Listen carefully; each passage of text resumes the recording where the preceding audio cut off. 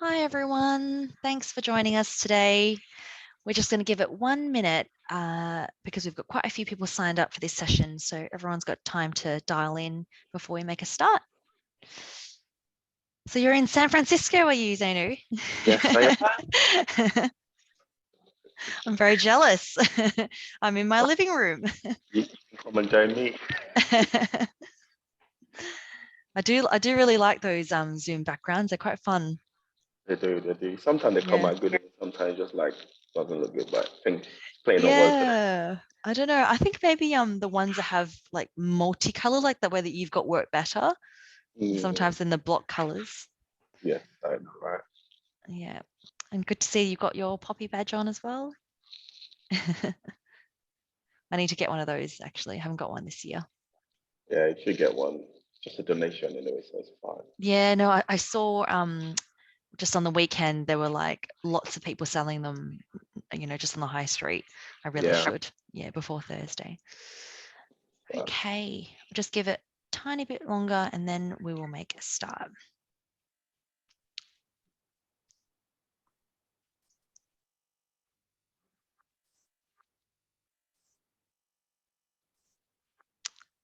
Okay, we've got quite a few people on the call now, so I might make a start now. No problem. Well, welcome everyone to Peabody's online jobs and apprenticeships fair. Now that we've got most people on the call, we're just going to make a start. This session today is on joining the Met Police. I'm Yvonne and I work for Peabody, but we're actually joined today by Zainu and also one of their colleagues who will dial in a moment, and they'll be delivering today's session. Just for you to note, the session today is actually recorded and will be available on our YouTube channel. You just need to go to YouTube and search Peabody London, and this should be up by the end of the week. We'll be hearing from Zainu and their colleague before opening up for Q&A towards the end of the session. So if you've got any questions at all, please just drop them into the Q&A box at the bottom of the screen, and we'll try to get through as many as we can. There's also a chat function if you'd like to leave any comments. And before we'd start, I'd really like to welcome our Peabody residents who are on the call. We have a free employment and training service that's just for Peabody residents. It's a one-to-one service where you can get help with anything from CV writing, looking for a job, preparing for an interview. So definitely reach out if you're interested in that free service. And I'll just share now some details about how to access that as well. I'll just make this big. Okay. All you need to do is contact this email address for the free employment and training service. And then there's also a jobs bulletin that you can sign up to from our website as well. But I'm going to hand over now to Zainu to kick off. Thank you very much, Yvonne. Good morning, everyone. Thank you very much for joining the session. As Yvonne just said, my name is Z. So I'm an outreach lead for the Met. So those that mean I work with both internal and external partners in terms of promoting our recruitment activities. Hence why I'm here today to speak to you about two fantastic opportunities. Please, if you have any questions, save them for the end. Then you can ask myself and also my colleague as well. You see that she's on the call now. She will join us later. Her name is Grace. So once more, thank you very much. Can I just ask you to just mute your mic and I will start the presentation. Next slide, please, everyone. Next.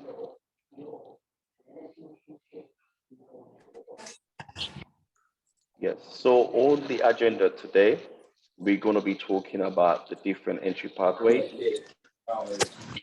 which pathway is right for you, training and learning, and also... I'm just going to pause you there for 1 moment, Zainu. Grace, would you mind putting your mic on mute as well?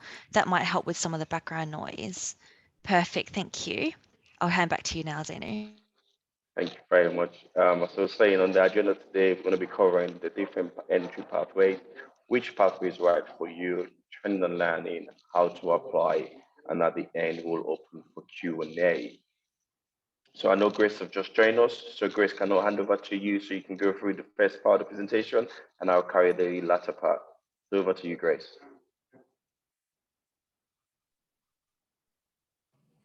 Yes, I am the outreach recruitment lead for the Met, and I cover Northwest Basic Command Unit, which is Harrow, Brent and Barnet, and also West area, which is Hounslow, Hillingdon and Ealing.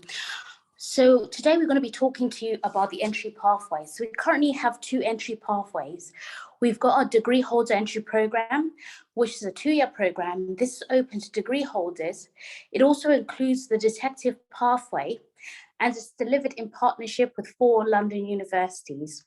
Those that will be taking on this program will be working towards a graduate diploma in professional policing practice. Starting salary is 31,686. And then we've got our police constable degree apprenticeship program, which is a 3-year program. It's open to non-degree holders. This is delivered in partnership with the same 4 London universities. Those that will be doing this program will be working towards a bachelor's degree in professional policing practice. So starting salary for that is £30,006. So everyone would start off the same way. That is by having an induction with the Met. We call this Welcome Week. During this time, all those people that have signed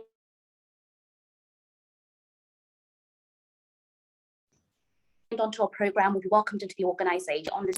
Having done that, they would then go to university for 16 weeks of initial police learning. During this time, they will learn about the fundamentals of policing, how to operate safely, and also legislation. Having completed that, they will then go to the allocated basic command unit for 8 weeks of street duties. So during this time, they will be supported by experienced police officers, and they will also be allocated a street duty supervisor. Once they complete that, they will then start working on the independent patrol status. So during this time, you will now start developing some of those relationships within the community. You will still be supported by experienced officers, but you'll be expected to know the communities that you'll be working in. Having completed that, you'll then start on your operational rotations. These will cover a number of different areas, such as the response team, the safe neighbourhoods team, as well as the crime investigations team and safeguarding. So having completed that, that will be the end of the first year. In the second year now, you'll carry on operational deployments. You'll also be required to go to university, some short blocks so that you know exactly. In the second year now, at the end, those that are doing the degree holder entry program, that will now come to an end. So they will now graduate and get their graduate diploma. Those that are doing the police constable degree apprenticeship program will have an additional year to go. During this time, they'll be focused on operational deployments. They'll also be required to do a research project on a practical policing problem. So this is an opportunity for those that are actually interested in a particular area or particular field to actually focus their project on that area. So some of the areas can be seen on the right-hand side. So for instance, we've got Mounted Branch, we've got the frauds team, territorial support group, we've got counter-terrorism, we've got the investigations team, we've got forensics. So this is only a small fraction of what we have to offer within the Met. You will ultimately be able to choose your own topic, but you have to present this in front of the management board. Having completed the research project and also shown operational competence, that will be the end of the program. So you will then graduate and get your certificate and your graduate degree. And then now there will be continuous opportunities for professional development. So during this time, then once you complete the program, you could decide whether you actually want to apply for promotion, which would mean you would apply to become a sergeant, or you could actually decide that you want to stay in a different specialist area as well. Next slide, please.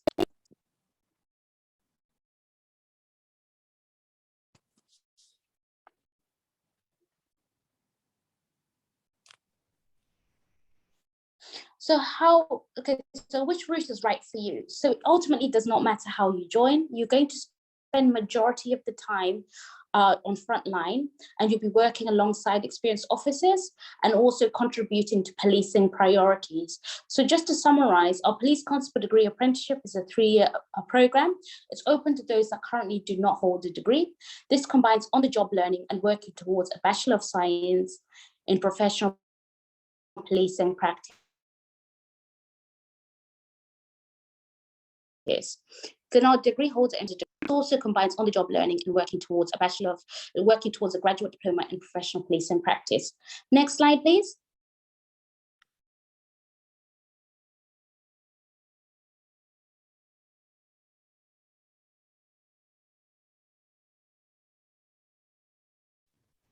So what is a degree apprenticeship?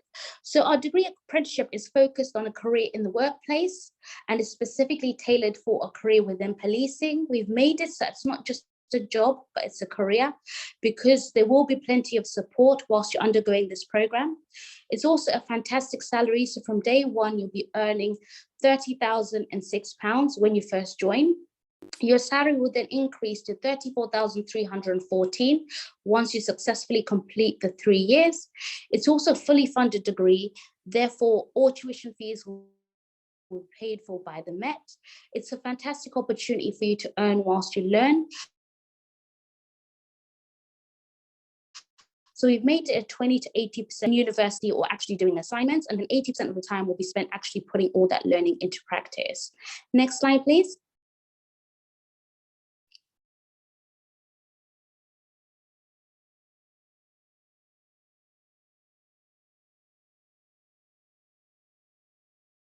So where will you be working and learning? So you're going to be assigned to a basic command unit and a university.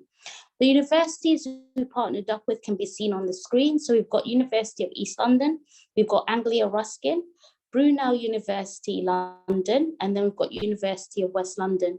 In terms of the basic command units, you're going to be assigned to a basic command unit, but you get a choice of which area you want to work in. So when you first sign up, you'll be given a choice of 3 areas that you'd like to work in. We'll obviously try and go with your first choice. If we're unable to go with your first choice, we'll go to your second or third choice. I'm now going to hand you over to my colleague, Steve, who will talk about assessments. Thank you. Thank you very much, Grace. Once again, good morning, everyone, and thank you very much for joining this session today. As Grace just mentioned, my name is Z. I'm one of the outreach leads currently covering the Northeast and Southwest Basic Command Unit. Today, I will just take you through quickly the assessments, how to apply, and also the recruitment process.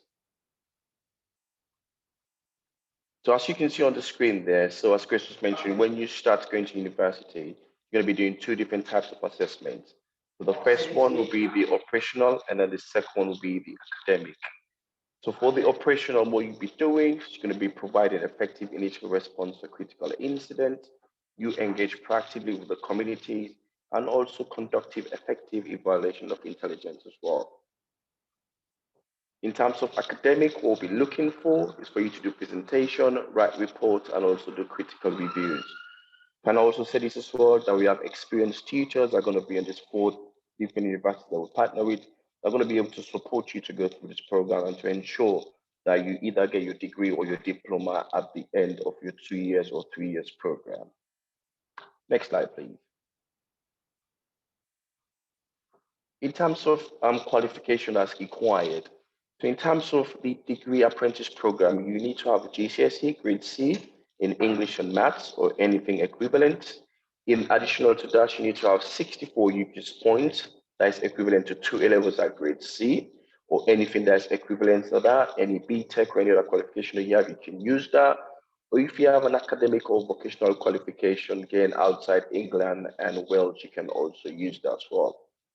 If you've done a 12-month service as a special constable, having achieved your independent patrol status, you can also use that. So as special constable, they're volunteers, they do 16 hours a month. We pay for their travel as well, and also they get the same uniform and training as well as a normal police officer. So for the degree holder entry program, again, you need to have a GCSE grade C or above. In additional to that, you need to have a level 6 degree qualification in any subject as well for you to qualify for that program. As you can see at the bottom of the PowerPoint slide there, you can see a UCAS tariff calculator. If you're not too sure how many UCAS points you have, you can just click on that link, go on there, put in the qualification, and it will tell you how many UCAS points you have before you apply. Next slide, please. So the recruitment process. The recruitment process is a very important part of you becoming an officer. So we always advise you to read the question properly, understand the application, and then when you fill in the application, provide all the information that is needed. So the first part of the recruitment process is our online registration application form. This you get that via a website. You go on the website, or we'll send you a QR code. You can scan the QR code, you register, and then you apply. After you submit your application, it will take us a couple of days and we'll get back onto you. And then we invite you to do an online behavioral style questionnaire. The reason for this questionnaire is just to see that you have the ability to become a police officer. Again, can also advise you as well when you've been invited to this online questionnaire, please get the question properly, take your time when you answering that, because if you fail that online questionnaire, you're not able to get any further and you'll have to reapply again. If you pass the online questionnaire, you move to the next stage, and the next stage will be our online assessment center. So for our online assessment center, what we require is for you to do a couple of exercises. You're going to be doing situational judgment tests, you do a competency-based interview, you do a written assessment, a briefing assessment as well. After the end of that, it will take us a couple of weeks as well, and we'll let you know the outcome. If you pass that, we invite you to the next stage. That'll be a day 2, and it's an in-force assessment, role play exercise, and health assessment as well. So you will come in, you will undertake a medical and health assessment. You meet one of our experienced nurses or doctors that will do all the medical side. And at the end of that, you do a blip test, which is a fitness test, and you're supposed to achieve a level 5.4. If you're not too sure what a blip test is, we can send you some videos, or you can go on YouTube as well and type in blip test. You can see an example of how you can prepare yourself for the blip test. At the end of that, it will also take us a couple of weeks again to let you know the outcome. If you pass, you will move on to the next stage.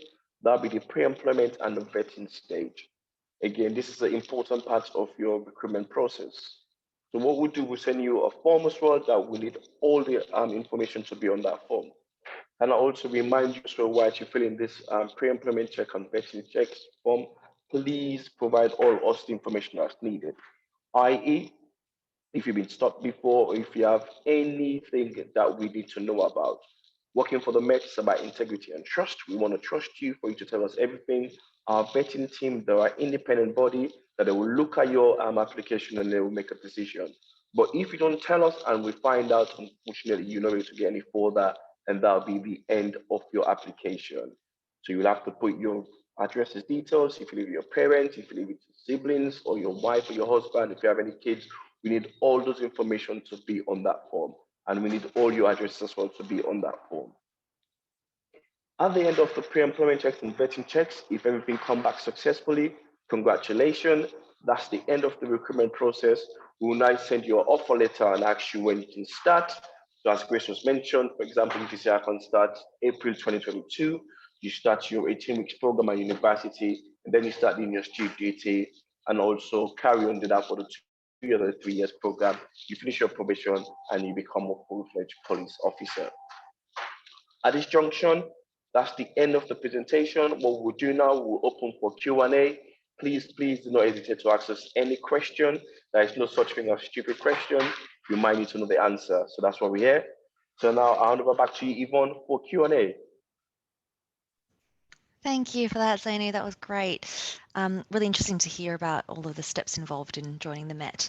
So we've got one question at the moment. Someone's asked, is there an upper age limit to apply? Okay, so the joining age is from 18 to 57. So you have to be between that bracket. So the upper age is 57. Okay. I haven't actually got any other questions at the moment, but I wondered if you wanted to add anything. Actually, no, sorry. Got one here about can people with criminal convictions older than 10 years still apply? Yes, and that will take me back to the vetting that I was saying. I can't say yes or no because I'm not a vetting team, the independent body, but you will need to declare that on that vetting form, and then you submit it. If you don't declare it, then there is no way you're going to get any further.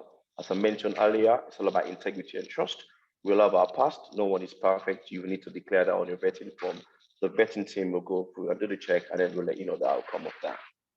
Okay, got a question here around minimum degree grade, for example, a 2-1. Is there a minimum for degree grades? Wherever, if you have a degree or level 6 degree, that's fine. It doesn't matter what subject or what grade you have. If it's a level 6 degree that has been achieved in the UK or even outside London that has been converted, you can use that. Okay. Someone's asked here, how many jobs are there available at the moment? We currently a couple, I think a couple of thousand jobs available at the moment. So we Oh, are goodness. recruiting. Yeah, we are Yep. recruiting. Big recruitment drive, sure. Yeah.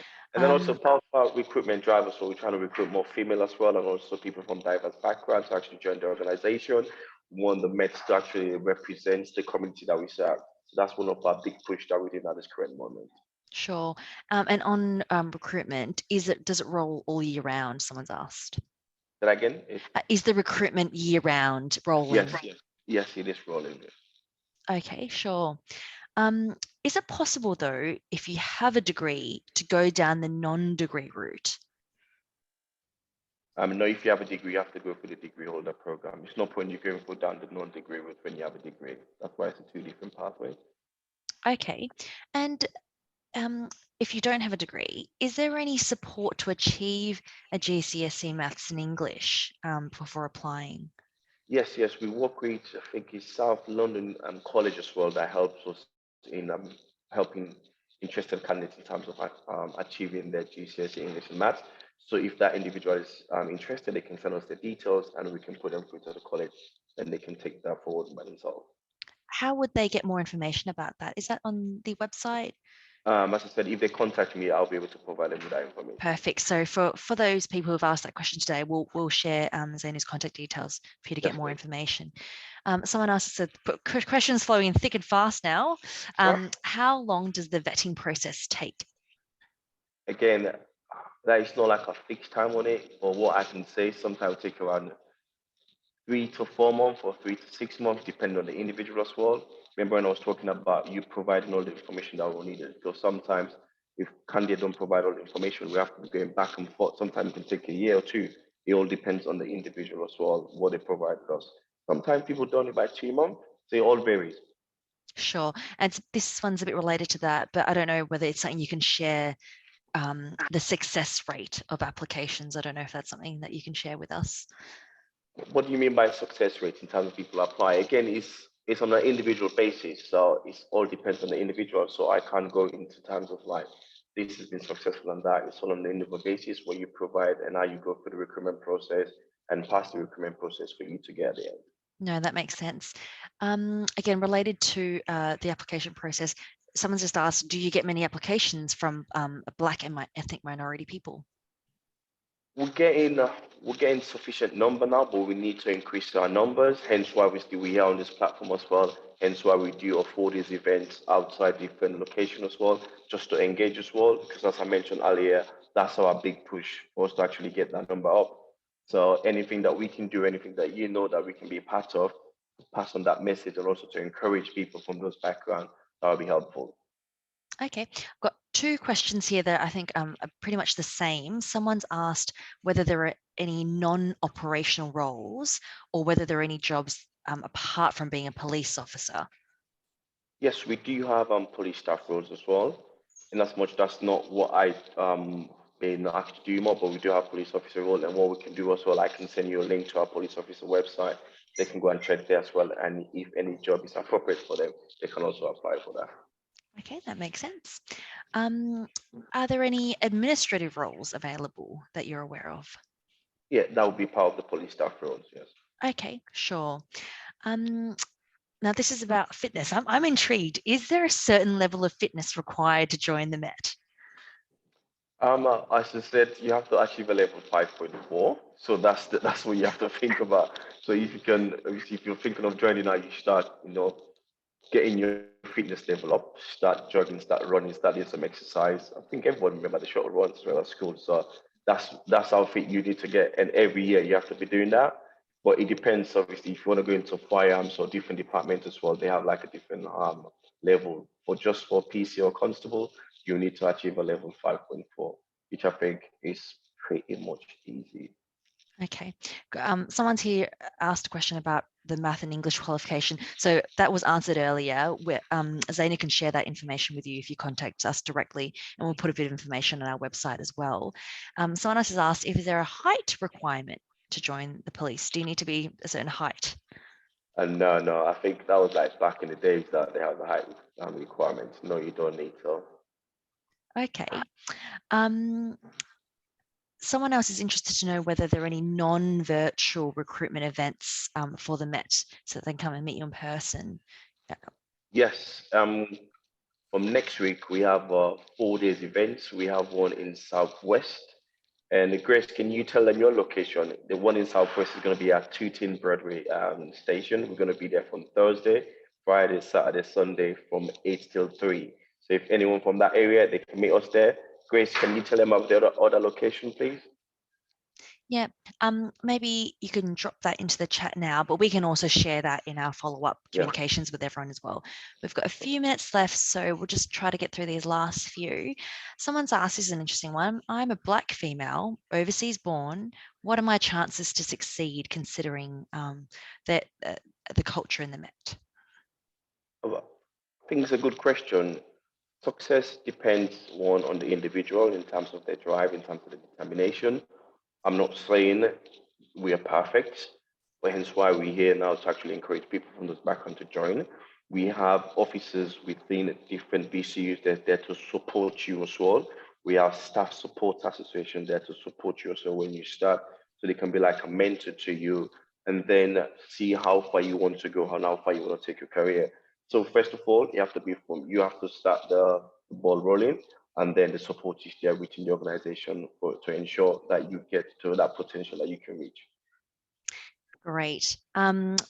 Last couple of minutes now. Someone's here. I think I'm able to answer this one, just letting us know they're not a Peabody resident and can they still apply. So although Peabody are hosting this online jobs fair, the Met is taking applications from all parts of the country, really, isn't it? All parts of London, exactly. You don't need to be Peabody resident to apply, but if you are a Peabody resident, as I mentioned earlier, you can access our one-to-one career support as well.